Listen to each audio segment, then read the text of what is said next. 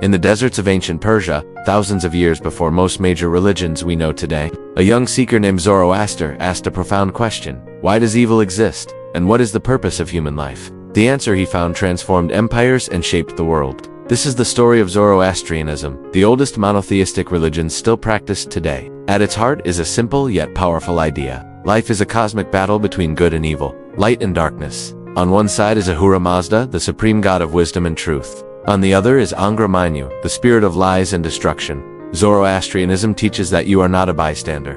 You have free will, and your purpose is to choose a side. The core message is good thoughts, good words, good deeds. This isn't about blind faith, but conscious, daily choices. The famous fire in their temples isn't worshipped. It's a symbol of divine light, truth, and the clarity that burns away ignorance. Many concepts like heaven, hell, and a final judgment first appeared here before influencing Judaism, Christianity, and Islam. Today, Zoroastrians, known as Parsis in India, are respected for their integrity and charity. Their ancient wisdom still rings true. You were born to fight darkness, both within and without. Choose light, create good, and bring more truth into the world.